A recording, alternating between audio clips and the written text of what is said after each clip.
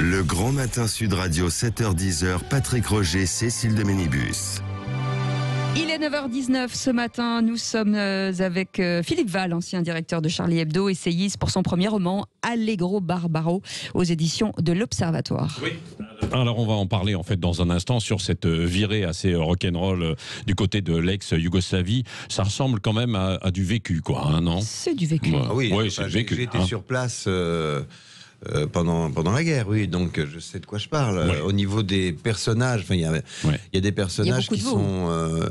certains sont deux en un, enfin j'ai fait une personne avec deux... Mais tout existe, enfin... Ouais. Le narrateur est le personnage principal, c'est un peu... Le narrateur, il me ressemble un peu. Ouais. C'est pas vraiment moi, mais il me ressemble un petit peu. Bah oui, quand même. On a vu quelques similitudes. Juste avant ça, parce qu'on est en plein procès Charlie, il y a eu évidemment aussi les unes de Charlie Hebdo, puisque je rappelle que vous êtes ancien directeur de Charlie Hebdo.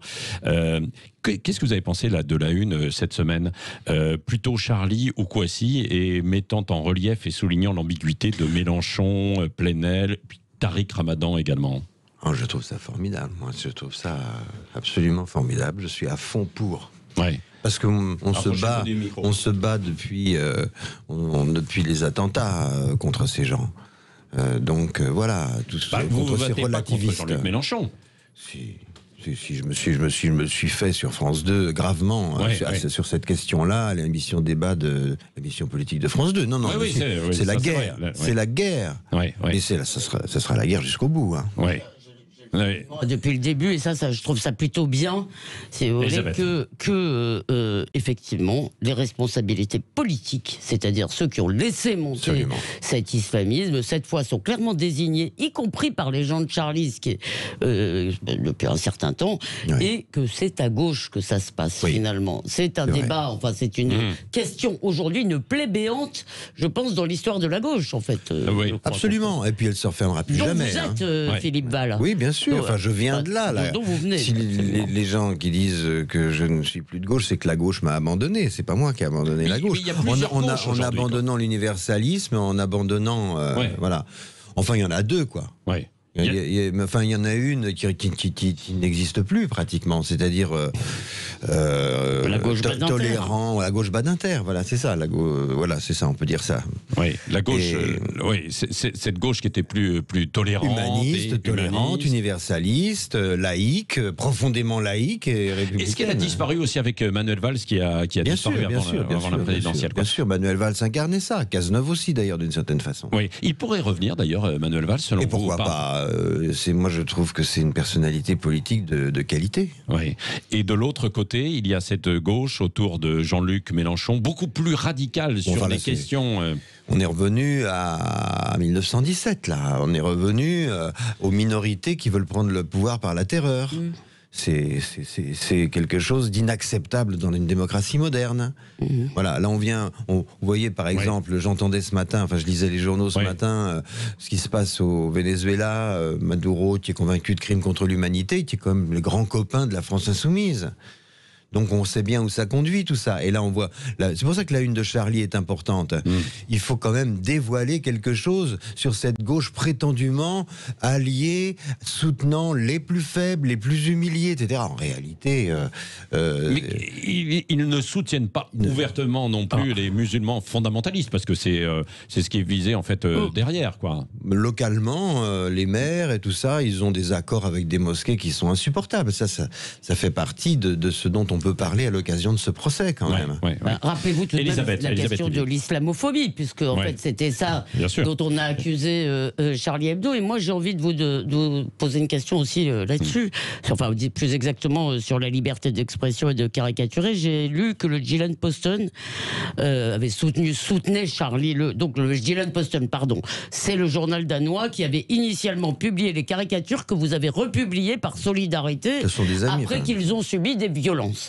Et ce journal aujourd'hui dit « Nous soutenons Charlie, mais nous n'exposerons plus notre rédaction à des violences ». Alors moi je voulais vous poser une question. Est-ce que nous ne devrions pas tous, le même jour, tous les médias de ce pays, indépendamment de nos opinions, republier ces caricatures. Ah, mais je pense que ça, c'est la solution. Mais dès le début, vous savez, Elisabeth, quand j'étais directeur de Charlie et qu'on a publié les caricatures, il était convenu d'abord que nous les publions à plusieurs journaux, et plusieurs journaux avec lesquels j'avais pris contact. En France, oui. Dont je ne citerai pas les noms pour pas faire de peine à leur maman. Ce serait pas mal. Et ils ont plié dans les 2 jours qu'on suivit, soit devant leur rédaction qui s'y opposait, soit devant leur actionnaire qui s'y opposait. Mais ils ont plié. Mais au début, on devait être très nombreux à les publier. Et il y avait peut-être aussi de la peur, parce qu'il y a de la peur. Vous savez, aujourd'hui, il n'y a que de la peur, y compris chez ces gens dont parle Charlie, qui habillent leur peur dans une espèce de radicalisme de gauche, en disant oui, mais c'est les plus faibles, les plus humiliés, c'est sur ce terreau-là que pousse le terrorisme, au fond, le vrai coupable, c'est la démocratie libérale. Oui, c'est horrible, c'est comme raisonnement. En réalité, c'est de la peur. Je crois qu'ils y croient, moi. Mais la peur est légitime. Mais en réalité, la peur est légitime, mais qu'elle prenne la forme d'un mensonge politique, parce que c'est un mensonge politique, c'est scandaleux, parce qu'en démocratie, on doit quand même profiter des libertés qu'on a avec un peu de courage pour les défendre. C'est la moindre des choses. En tout cas, vos appels au 0826 300 300. Barbara qui nous appelle de Carcassonne. Bonjour Barbara. Bonjour à tous. Merci infiniment, entre parenthèses. Oui. Alors, je vous écoute depuis tout à l'heure avec une infinie attention, parce que Charlie, 5 ans après, c'est quelque chose qui me touche toujours autant. Et je me demande à quoi sert le procès aujourd'hui, si ce n'est peut-être juste à donner la parole aux familles, ce que je respecte profondément, mais peut-être surtout dans la catharsis collective. Mais tant qu'on ne va pas faire le procès de ce qui a permis Charlie, et le Bataclan, et Nice, et tous les meurtres individuels, ça va rester une catharsis pour les familles. Et ce que vous disiez est tout à fait juste, parce que ce qui est terrible, c'est que les Kawashi, Koulibaly, etc., ils sont en train de gagner.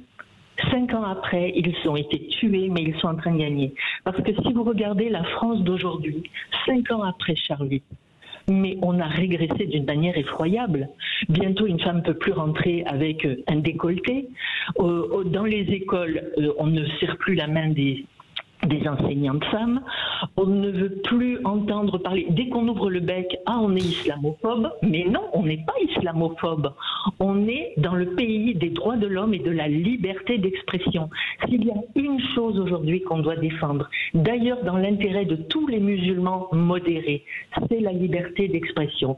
Et Charlie, je n'étais pas toujours d'accord avec ce qu'il décidait. Mais pour rien au monde, j'aurais voulu que Charlie s'arrête, parce que Charlie, c'était le cœur, le ferment brûlant de cette liberté d'expression dont on a tous besoin. Et maintenant, qu'est-ce qu'on arrive ?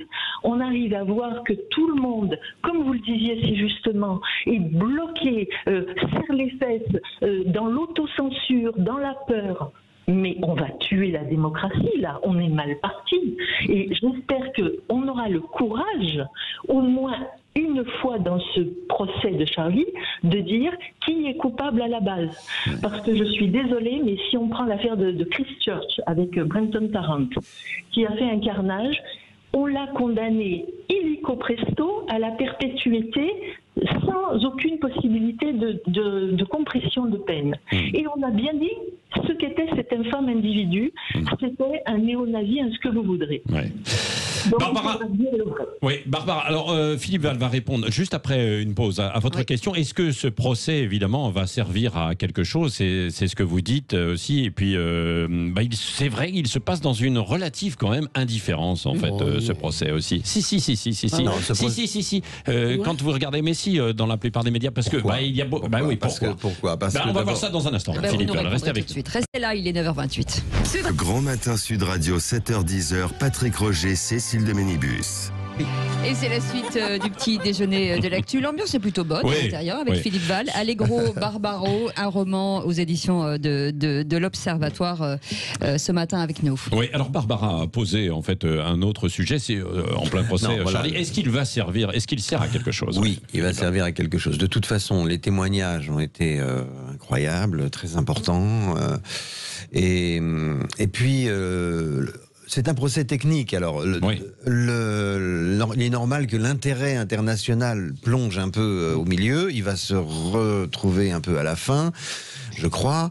Mais l'essentiel, à savoir le procès de ce dont parlait Elisabeth, c'est-à-dire le terreau sur lequel, la complaisance politique et intellectuelle sur laquelle a pu pousser chez nous le djihadisme et la radicalisation, ce procès-là, il n'aura pas lieu dans l'enceinte du tribunal. Et le recul de la liberté d'expression suite aux différents attentats terroristes qui produit de la peur et qui habitue une société médiatique à avoir peur et cette peur se ressemble sur plein de sujets, le néo-féminisme, le néo-antiracisme, etc.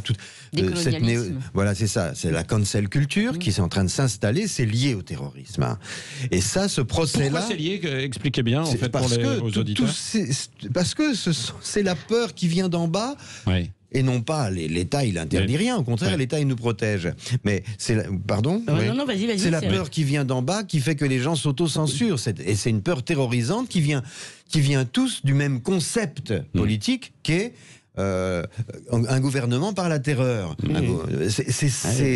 par une minorité et par la terreur. C'est complètement lié au terrorisme. C'est intimement lié au terrorisme.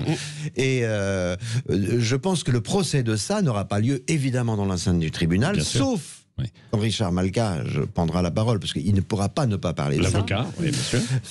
Mais c'est à nous de faire vivre, à l'occasion de ce procès-là dans la société civile. Alors comment il va falloir trouver des choses, des solutions.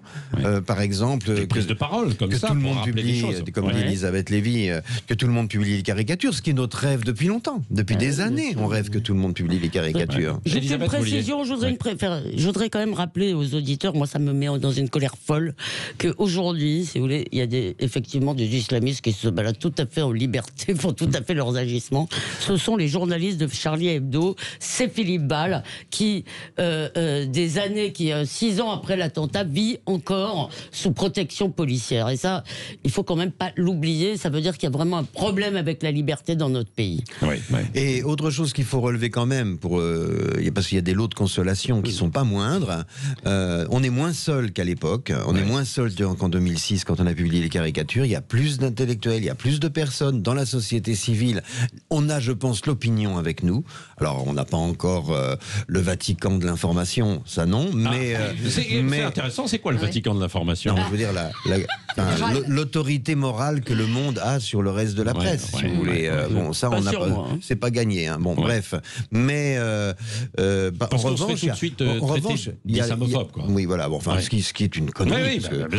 On peut détester une religion. Enfin, on a le droit. Sinon, on serait encore au fond du Moyen Âge si on n'avait pas le droit de le faire. Bon, ça n'est pas insulter les croyants que de détester une religion. Enfin, les personnes humaines ne sont pas concernées. C'est pas un racisme de détester une idéologie. On peut détester le trotskisme, l'islamisme, le nazisme, en respectant les gens. Les nazis non, les islamistes non, parce que ce sont des radicaux qui mettent en danger les gens. Mais enfin, critiquer une idéologie, c'est la base de la démocratie. Bon, voilà. Après, on va revenir justement sur cette fameuse parole. Oui, je voudrais dire. Pardon, je voulais juste vous dire que à l'époque du procès, Boubacar, qui était le recteur de la mosquée de Paris, avait porté plainte contre nous. Aujourd'hui, le recteur de la mosquée de Paris soutient Charlie Hebdo sans condition. C'est vrai que ça, c'est un grand revirement. Mais qu'est-ce qui a changé finalement? Parce que on va pas toujours dans le sens du pire et qu'il y a des progrès qui se font par le dialogue. C'est vrai qu'on s'est parlé parfois avec certains responsables musulmans. Et puis ce type, je ne le connais pas du tout, mais il est intelligent. Il a fait une tribune de toute beauté. Mais vraiment, le recteur de la mosquée de Paris a fait une tribune formidable. Qui est allé, qu'on peut retrouver dans le Figaro, sur le site du Figaro, sur Figaro Vox. Pour les voilà, auditeurs. donc il faut que Barbara et toutes les personnes inquiètes à travers elle aient conscience quand même que ce n'est pas inactif, ce n'est pas immobile. Ouais. Il y a justement des auditeurs qui veulent en parler. Qui veulent encore en parler et qui sont avec nous. Et Daniel est avec nous du Cantal. Bonjour Daniel. Oui, bonjour. Oui. Bonjour, bonjour à tous. Je vous écoutais avec, un silence pratiquement religieux, tellement... ne dites pas des mots qui fâchent. Voilà, on allait en parler. C'est-à-dire que vous parlez de cette peur qui vient d'en bas, et quand on se rapproche à, vous savez, la fameuse citation de Voltaire, je ne suis pas d'accord avec ce que vous dites, mais je me bats on a peur. Elle est apocryphe. Il n'a jamais dit. Voilà. Enfin, passons. Il l'a jamais dit, c'est pas grave. Elle est tellement belle. Oui. Mais quand j'ai dit, tiens, hier, je vais aller faire un tour sur Sud Radio. Oui. On m'a dit, mais vous surtout donne pas ton nom. Hein. Vous voyez, donc il y a cette peur. Il y a cette peur qui existe, qui est réelle, qui est palpable. Moi, je sais que tous les jours, je travaille en contact sans arrêt avec l'islam, si vous voulez, parce que j'agis en tant que famille de vacances. Je recueille des gamins, des mineurs isolés, des choses comme ça. La majorité sont islam pratiquement. Donc ils en prennent un petit bout, pas tout. Mais on a cette peur de partout. On voit sur les réseaux sociaux, je vois ce gamin qui avait juste fait une plaisanterie et qui 3 jours après pleurait sur les réseaux en disant « ne me tuez pas ». Ça marque des choses comme ça. Et cette peur, c'est vrai que quand on entend parler de la gauche radicale, vous savez, les bouffeurs de curés et la gauche, c'était des gens qui de toute façon ont trouvé dans l'islam au démarrage un allié naturel contre le catholicisme. Donc ils n'ont pas forcément vu des choses venir. Pour eux, c'était d'accord, on est laïque, mais enfin on a quand même un allié qui lui veut bien prendre la place du catholicisme. Donc ça s'est fait naturellement. Ils n'avaient peut-être pas mesuré après la portée de ce que ça allait pouvoir représenter dans notre société. Philippe Val, je vous vois hocher en fait. Non, je pense que c'est pas c'est pas pour emmerder le catholicisme régnant, parce que le catholicisme en France, depuis un moment, tout le monde s'en. Voilà, je veux dire par là que c'est pas une passion française. Les gens se précipitent pas à la messe de 10h le dimanche. Mais je pense que c'est simplement que dans la tête de la gauche radicale, qui cherche toujours une clientèle, parce qu'elle est plutôt groupusculaire, là ils ont trouvé la religion des humiliés, des offensés. Enfin, ça date des années 60 avec Sartre et la décolonisation. Et il n'y a plus de colonies, mais ils les considèrent toujours comme des colonisés. Mais surtout, ils considèrent les musulmans qu'ils défendent parce que humiliés, offensés, etc. Quand, par exemple, si vous voulez, on publiait à Charlie beaucoup de couvertures très très violentes et de dessins contre les cathos intégristes, anti-avortement, etc. On avait les applaudissements de tout le monde. J'ai eu 20 procès devant la 17e pour ça, 20 à peu près. Et quand on fait un truc sur l'islam, sur des thèmes beaucoup pas plus graves, et aussi ni plus ni moins, là tout d'un coup on est devenu raciste. Pourquoi ? Il n'y avait aucun racisme dans Charlie. Donc là, il y a eu vraiment une démission laïque, une démission universaliste de cette gauche, qui est l'autre partie de la gauche irréconciliable, donc, et parce que ils ont jugé que les musulmans étaient incapables, soi-disant ils les défendent, ils sont antiracistes, incapables de comprendre l'humour. Alors que les cathos, eux, ils sont capables de comprendre l'humour. Les musulmans ne sont pas capables de comprendre l'humour. Je voudrais bien qu'on m'explique biologiquement, physiologiquement, génétiquement, la différence entre un chrétien et un musulman. Si vraiment ils pensent qu'il y a une différence, c'est eux les racistes. Il y a une différence entre les religions qui est la difficulté à séparer le religieux et le politique. Si vous voulez. Ça, c'est une différence. Ça, c'est autre chose. C'est problème d'idéologie. Merci, Daniel. Merci, Daniel, qui nous appelait du Cantal. Cécile, il y a... il y a Paul en ligne avec nous au 0826 300 300. Du Lot-et-Garonne. Bonjour, Paul. Oui, bonjour. Je ne sais pas si vous m'entendez. Oui, on vous entend très bien. Voilà. Moi, aujourd'hui, ce à quoi on assiste, c'est la lâcheté. On est revenu au temps de la collaboration de 39-45. Et c'est vraiment le mot. On a des politiques qui sont lâches, qui aujourd'hui s'échappent face à leurs responsabilités. Parce qu'aujourd'hui, le monde qu'on va laisser pour nos jeunes, ça va être quand même proche de la guerre civile ou de la soumission. Et c'est grave de voir des menaces de mort sur Zineb El Razoui, sur Judith Weintraub, parce qu'elles ont osé des femmes, qui ont osé critiquer l'islam. À un moment donné, il faut arrêter, quoi. Soit l'islam, c'est une religion de tolérance et ça peut rester en République, soit c'est pas une religion de tolérance, c'est du repli communautaire et religieux, et à ce compte-là, il faut la combattre. Et les lois républicaines sont prévues pour ça. La lâcheté des politiques qui courent après des électeurs conduisent à des attentats comme Charlie. Les gens sont morts pour des dessins. On est où, quoi? On est où? Une fois de plus, le recteur Philippe Val va vous répondre. Vous pouvez rester en ligne. Il y a deux choses. Une fois de plus, le recteur de la mosquée de Paris a prouvé le contraire de ce que vous dites, parce que il a une autorité morale. Alors évidemment, peut-être pas sur les banlieues les plus enclavées et les plus islamisées, etc. C'est clair. Mais au moins, c'est une voix politique de l'islam. Enfin, une voix. Il a dit quelque chose de politique à propos de l'islam, et qui va tout à fait dans le sens de la République et de la démocratie. Voilà. D'autre part, lorsque nous avions publié les caricatures, on a été désavoué officiellement par le président de la République de l'époque et d'autres personnalités politiques, Jacques Chirac et quelques autres.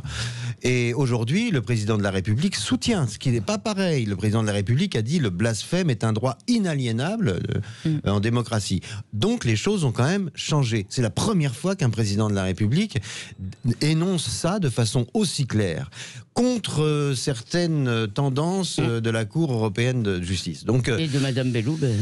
Et de Madame Belloubet qui a dit une connerie, mais qui n'est plus ministre du coup. Donc, on peut pas mettre tous les politiques dans le même sac. Il y a quelque chose qui bouge aussi dans le monde politique. Qui est en train de Paul, vous n'avez pas l'impression, c'est Paul toujours, oui, Paul. Vous n'avez pas l'impression quand même que c'est en train de bouger, que comme le disaient Philippe Val et Elisabeth Lévy tout à l'heure, qu'il y a une prise de conscience quand même, et qu'il y a des débats qui sont abordés aujourd'hui, alors que ils étaient tabous quand même, juste après Charlie et pendant cette période, non?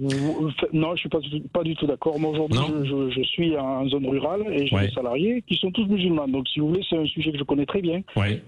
Vous en parlez avec eux, Paul, ou pas alors, justement? Oui. Mais qu'est-ce qu'ils vous disent? C'est tabou parce qu'on se heurte à l'inculture. On se heurte à l'inculture, c'est-à-dire que quelqu'un leur a dit que c'était pas bien, donc ce n'est pas bien. Aujourd'hui, les gens n'ont pas la capacité d'analyser par eux-mêmes. Et aujourd'hui, on en est là. Et aujourd'hui, si vous voulez, l'islamisme radical progresse plus grâce à l'inculture qu'à la culture. Et le problème, il est là. Je pense que ces gens-là manquent d'éducation. Ce sont des certains, pas tous, bien sûr. Ceux qui sont passés à l'acte, bien sûr. Vous croyez qu'ils ont bac plus 5 À un moment donné, il faut regarder les choses en face. On a des gens qui sont faciles à manipuler. Les terroristes du 11 septembre avaient bac plus 5, plus 8 même. Oui, parce qu'il fallait conduire des avions. Mais enfin, le reste du temps, partout, les besogneux... c'est vrai qu'il y a une exploitation, quoi. Les fondamentalistes, bien sûr, c'est ce qu'ils ont fait déjà dans certains pays et ce qu'ils essaient de faire, et de monter du coup les musulmans les uns contre les autres, quoi. Après, c'est de ça dont il s'agit en fait derrière, Philippe Val. Une fracture. Mon marchand de journaux et sa femme, qui sont tous les deux, qui viennent tous deux du Maghreb, ont vendu tous les Charlie et en ont recommandé et disent à leurs clients, vous devez acheter ce numéro. Il y a quand même beaucoup de musulmans qui sont très mal à l'aise avec ça et qui en ont marre. Grosso modo, c'est du 50-50, me dit-on, en fait, dans les familles. Dans les familles musulmanes, bien sûr. Merci Paul, Daniel, Barbara. Est-ce que justement l'émergence de nouveaux médias comme les réseaux sociaux, c'est vraiment un problème? C'est-à-dire qu'aujourd'hui, on ne peut pas arrêter cette radicalisation qui est silencieuse, qui se fait sous le manteau et qui avance à grands pas quand même. En mettant sur le marché les réseaux sociaux il y a quelques années sans aucune réglementation, alors que déjà fiscalement c'était une hérésie puisque c'est transnational, mais en mettant ces conversations privées en public, en quelque sorte, avec des groupes, facilité de grouper, etc. On a, sans aucune régulation, on a fait une connerie démocratique, mais hallucinante. Il fallait, avant de mettre ça sur le marché, étudier la faisabilité, encadrer. Comme tout sujet de société grave, demander au Parlement de travailler un peu sur ces questions-là, que l'exécutif... Enfin bref, on n'a rien fait. On a dit, c'est super, c'est pour les jeunes, c'est super, on y va, quoi. Enfin, si on fait pas ça, on aura l'air ringard. Et voilà, maintenant, on se trouve en face d'un monstre. parce que c'est pour l'instant, c'est irrégulable. On met des amendes par-ci, par-là, on met des... vous voyez, il y a des gens parfois qui ont publié les caricatures sur leur truc, leur compte a été arrêté parce que c'est des algorithmes qui... vous voyez, enfin bon, bref, mais... Et puis parce que quand même, quand on écrit ou quand on prend la parole, hein, bien sûr, dans un média plus classique, dans les anciens médias, il y avait un certain contrôle. C'est vrai nécessaire. Que là, on écrit comme on respire, quoi, en quelque sorte, sur l'ensemble des réseaux sociaux. C'est ce qui s'est passé à tout point de vue, sur tous les sujets. Ça veut dire que des minorités foutent la trouille à des immenses majorités. On l'a vu avec certains trucs chez les Gilets jaunes, on l'a vu. Et dans l'affaire Mila, précisément, dont Elisabeth me fait signer, l'affaire Mila, qu'est-ce qui s'est passé? Les réseaux sociaux ont été d'une violence incroyable. Les fautifs, ceux qui ont, d'un pur point de vue d'un proviseur de lycée, les fautifs n'ont pas été punis. Les fautifs sont restés dans le lycée. Il a fallu sortir Mila, c'est-à-dire la victime, pour la planquer ailleurs, pour qu'elle l'exfiltrer, sans pouvoir lui trouver un établissement public pour qu'elle puisse faire ses études. Non, mais c'est hallucinant. C'est-à-dire que l'État aujourd'hui, contrairement au siècle passé, où l'État et l'Église, enfin l'autorité pouvait censurer des propos, et aujourd'hui, l'État protège ceux qui sont censurés par les réseaux sociaux, par les fous qui s'expriment là-dessus, parce que c'est quand même le paradis des paranoïaques, paradis des complotistes, le paradis des haineux, le paradis des ratés, des gens qui reprochent à la société d'avoir raté leur vie, d'être mal mariés, d'avoir des carrières de merde. Et c'est quand même le paradis de tout ça, les réseaux sociaux. Juste un petit mot sur votre livre, justement, sur cette guerre de la Yougoslavie. Est-ce que, justement, ça montre pas le problème de mettre en place une politique de sécurité dans l'Union européenne?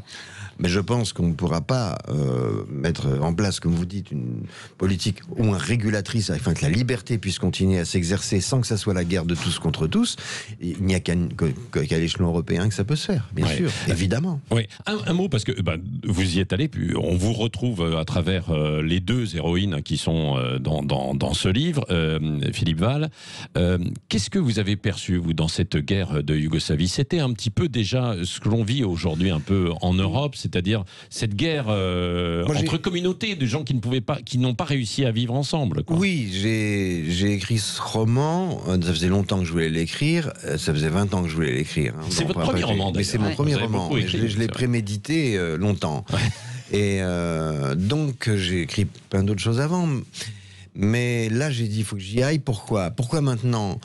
Parce que là, se sont cristallisées des haines. Si vous voulez, il y avait au sein de la gauche, malgré des désaccords profonds, il y avait des sujets communs avec lesquels sur lesquels on pouvait travailler ensemble. Bon. Et à partir de la guerre en Yougoslavie, ça a été fini. C'est dès le début de la fin. Les positions se sont radicalisées entre une gauche plus centriste et une gauche plus radicale, pour faire plus vite, vous voyez. C'est devenu la guerre, la haine. C'est-à-dire que tout d'un coup, votre carnet d'adresses diminue de moitié, ou des 3/4 maintenant.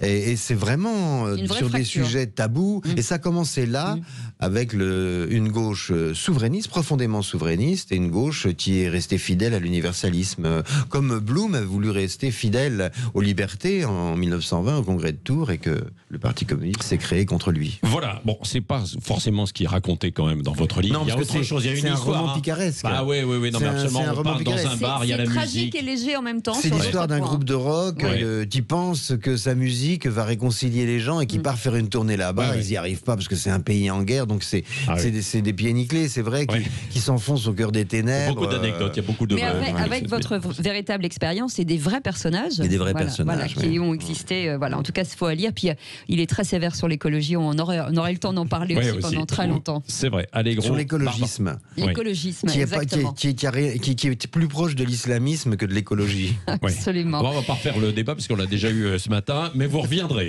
pour ça. Vous reviendrez dans une autre émission chez André Berkoff ou avec Jacques Pessis dans toutes les émissions de Sud Radio, et il y a de la place pour s'exprimer. Ça s'appelle Allegro Barbaro, c'est à lire absolument. C'est un roman aux éditions de l'Observatoire. Merci beaucoup Philippe Val d'avoir été avec nous.